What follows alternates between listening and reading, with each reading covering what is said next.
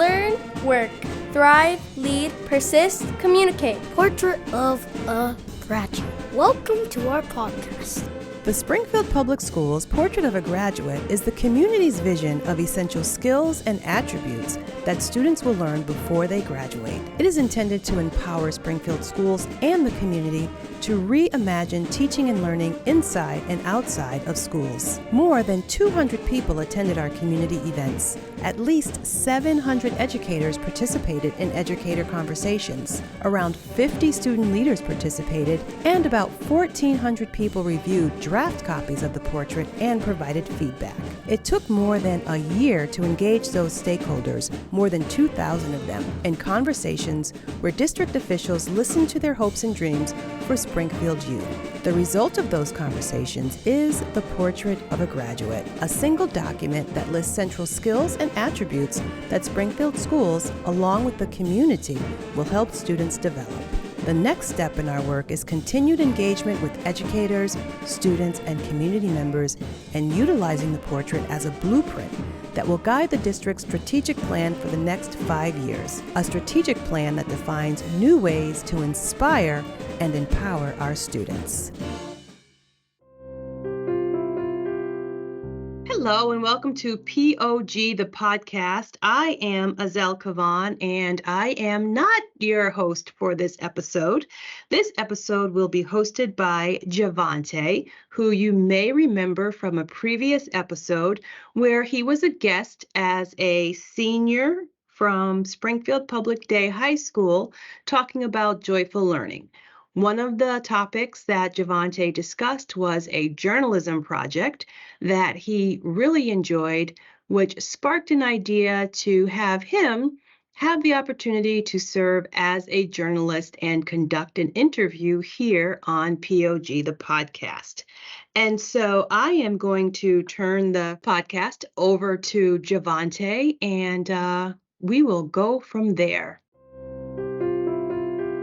Hello and welcome to POG-The Podcast. I'm your special host for this episode. My name is Javante West and I'm the senior at Springfield Public Day High School. To start, I will tell everyone a little bit about your background, Ms. Cavaan. Your educational background includes a bachelor's degree of science in journalism from Northeastern University in Boston, Massachusetts, and a master of science in journalism from Northwestern University in Chicago. Professionally, you've been the Chief Communications Officer for Springfield Public Schools since 2008, where you serve as the district spokesperson, among other things. And I'm not going to lie, that sounds like a really tough job. You've held positions as an editor, professor, reporter, and a yoga instructor. Ms. Cavaan, you've been recognized for your efforts by the community, and you also serve on boards that support the people in our community. You clearly are great at what you do, Ms. Cavaan. And I have to thank you for what you've done. Oh, thank you so much.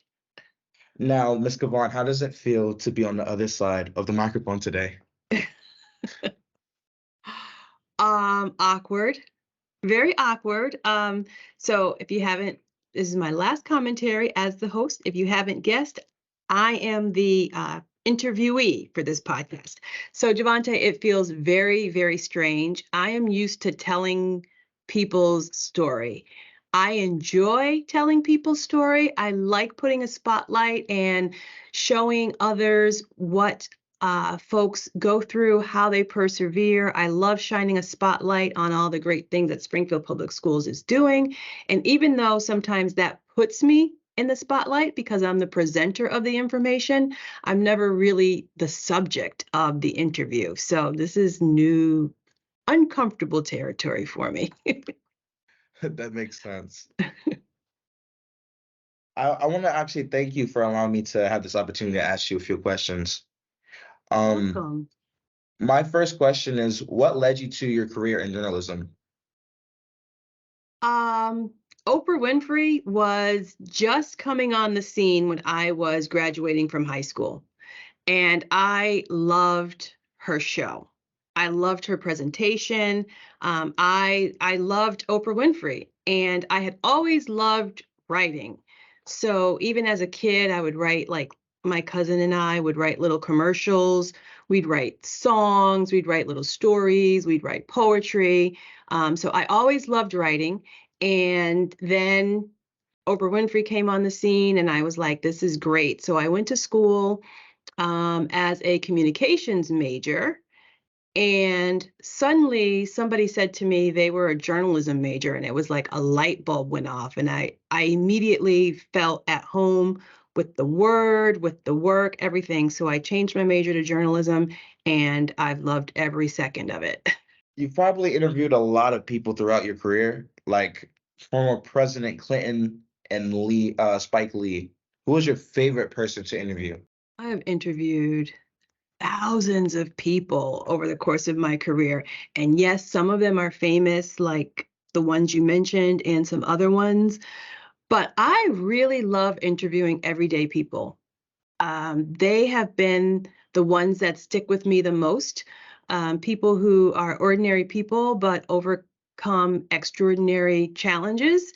Those have been the best. I find that people are they're very gracious in times of, as a reporter, I had to cover breaking news, and a lot of that was, tragic news, and I would have to speak with the family members, the survivors, and they were very gracious. And I loved the opportunity to make sure that the person who had experienced the tragedy, who had maybe passed away, was more than a name and a statistic. I was able to bring that person to life by talking with people who knew him or her, and just to be able to tell the public what they loved, what they excelled at. And so those are the stories that really stick with me the most. Wow, that's very sentimental. I'm just flabbergasted. I didn't know you had to do all that as an interviewer. That's really hard. Yes, it is. And you learn on the job, you learn empathy. I remember my very first assignment when I was working at the Boston Herald was to go to the scene of a terrible fire where many families had been displaced and people had lost their lives. And I was a very young, inexperienced and reporter, and I saw some family members of somebody who had passed away, and I ran over to them in a terrible kind of way, just to talk to them. And it only took that one incident for me to learn that you just have to be a person first, and so I learned a lot about compassion and empathy when interviewing people and trying to put myself in their shoes. And sometimes you don't ask those burning questions because it's just not the time, or you give the person the space and the time to tell you what they want to talk about. So that was my approach. All right. If journalism was not an option, what major would you have chosen? I think I would have gone into sports medicine. I would love to help athletes recover from injuries and, things like that. So I think that probably came from my son being a high school and college athlete and seeing everything that he went through. I would love to do that. That would definitely be my choice if I had to start all over again. So your son, is what got you into trying to do that, or that would have been your other choice? I saw the great benefit. I just had to put all my faith and trust in trainers when he was on the field playing football, that if he was injured, the trainer would come out there and tend to him and take care of him. And I just came to have so much respect. And he suffered some injuries, quite a few injuries. So just that whole recovery process, and the doctors and the sports medicine specialists, they were really an important part of him recovering. So that's what made me think, oh, if I had to do it all over again, I would probably want to have that impact on moms. I think it's actually it would be pretty cool to have your mom tend to you on the field in the sport. That would be really cool. Some people would say it's embarrassing, but honestly, I think it'd be cool to see my mom, help me in action. After working in Boston, Chicago, and Washington, D.C., what made you stay in Springfield? My son, he seems to keep popping up in this conversation. I was working at the Boston Herald when my husband and I found out we were expecting our first child. And I didn't have any family in Boston, and my husband is from London, England, so his family was way across the pond. And I have a great family. I have, great parents. My dad has passed away, but I, have a great mom. I had a great dad, my sister, my cousins, my grandparents were here in Springfield. So we felt it was important to come back here where we had that whole support, that whole network. So that's why we came back, and that was almost 21 years ago. Wow. How do you even exist? No. Um, what is your favorite thing to do in the city of Springfield?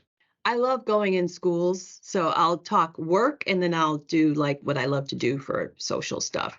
Um, yes, I love going in schools because I get to meet people like you, students like you, and all of our amazing teachers who work so hard and they're so dedicated. So I think that's probably my favorite thing about Springfield are the students and the teachers and the fact that I get to be like a bird and fly around to all the different schools. We have 60 schools, and I get to go to all of them and meet so many different people. So I love that. But aside from that, I love Forest Park. I think it's like a gem and a treasure that we have in the city. So I love to go to Forest Park and just be there. So that's one of the things that I love. I also love the fact that we have a symphony and a basketball hall of fame here in Springfield, and I love the museums. Wow, I just learned a lot that I didn't even just by asking one question. I didn't know we had 60 schools in Springfield. Also, I didn't know anything like that about you. Um, I have another question. What is your favorite restaurant in Massachusetts in general? Like your favorite Ooh. restaurant to go to? Okay, so I love pizza. I love pizza. Yes. I love Red Rose. Oh yeah, their pizza is Red so Rose good. pizza. Yeah, yeah. I love Red Rose. Um, we also go a lot to Frontera, which is down towards Warner School. Oh yeah. It's a Mexican restaurant, and we go there a lot. And I think those are probably the two places that I frequent the most.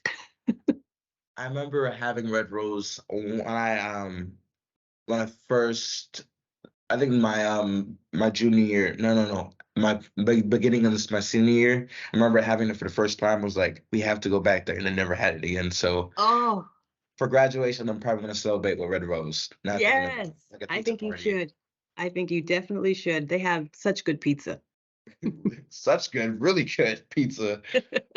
Now switching gears, what led you to yoga? Oh, okay. So, I've always been into working out, and I like a fast-paced workout. Like I like to break a good sweat. So I never thought yoga was for me. For all those years, I just did not like yoga. But when the pandemic hit, because we were working remotely, I took the opportunity to have this surgery on my ankle because I had this 30-year-old ankle injury that needed surgery. And since I was going to be home, I figured I wouldn't have to climb the stairs at work. It was a great time to do it. So I had my surgery. And then because I couldn't work out, I was doing yoga workouts online, just watching them online and doing yoga workouts. And I just really fell in love with the whole connection of body, mind, and soul with yoga. And it really opened up a whole new world for me. And I thought it was so great and so transformative for myself that I wanted to be able to introduce it to others because a lot of times, like yoga, you don't really see images of yoga that include like a lot of the demographics that make up our district, right? Like people of color, people of all different shapes and sizes. So I knew that it wasn't something that our community necessarily knew a lot about. Yeah. So I wanted to become certified so that I could help to educate people about it. I definitely can agree with that. It's not really out there in the community because when I on the internet and I was learning about yoga because my grandmother loves yoga. She used to do it as I was a kid, and I was thinking about doing yoga. I don't really see a lot of African American, Hispanic, a lot of people in our necessity doing stuff like Right. that. Yeah. See, so you noticed it too. Hmm. Hmm. What are the benefits of participating in a yoga class? Oh, there's so many. There's so many. So just moving your body, even if you just go for a walk, that's good for your body. Movement is good for your body. We sit a lot, we look at screens a lot, so movement first and foremost. But I think yoga slows your mind down. It gives your mind a chance to slow down and connect. So, like with the deep breaths in, there's actually a physiological response that your body has to take in a deep breath.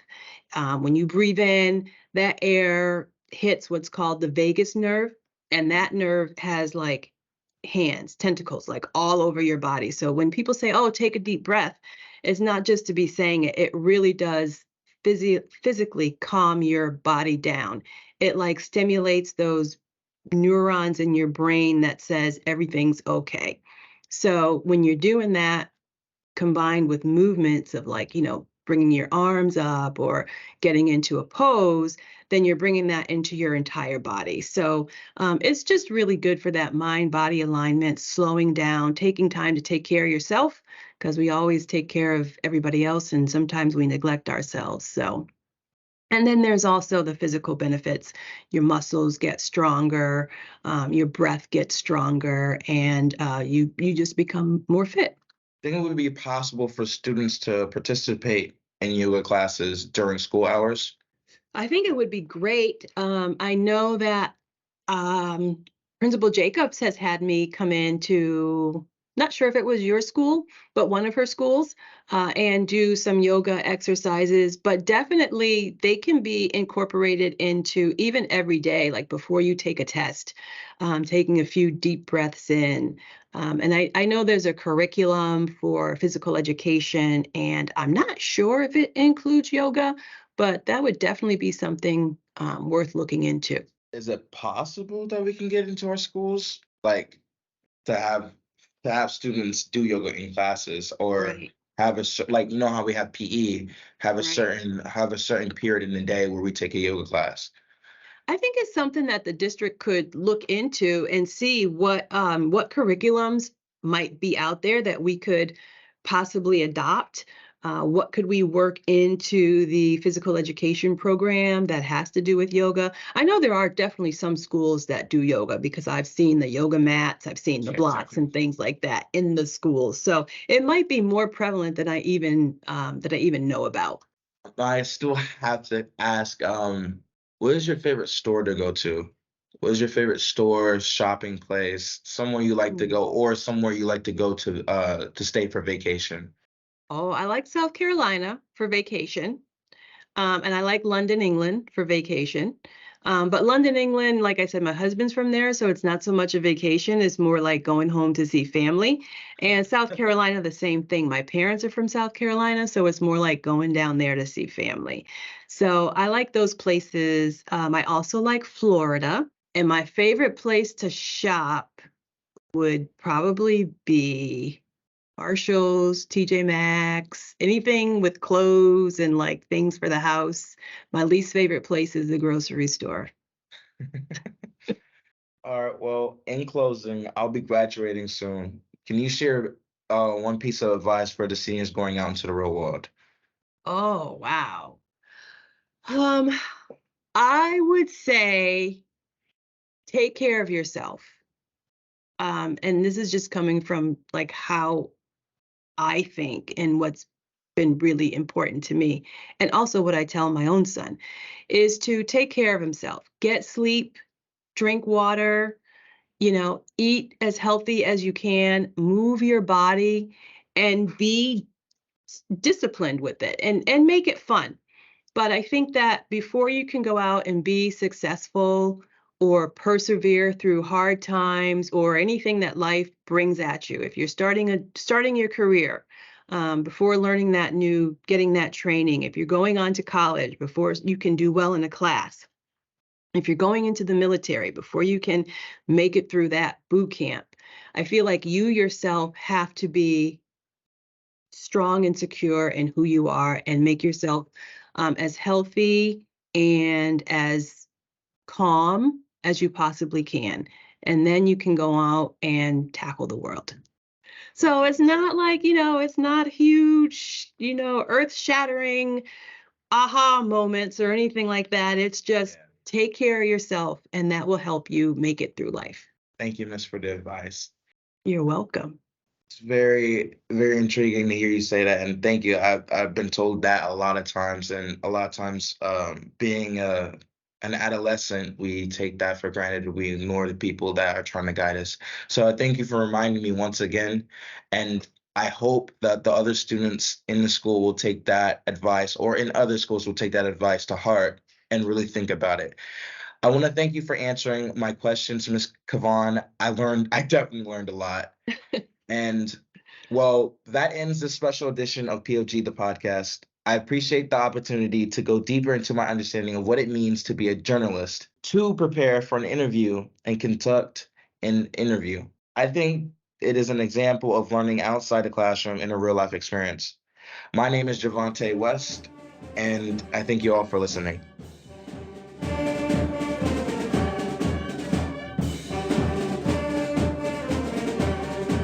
Portrait of a Graduate, the podcast, is a production of the Springfield Public Schools Office of Communication.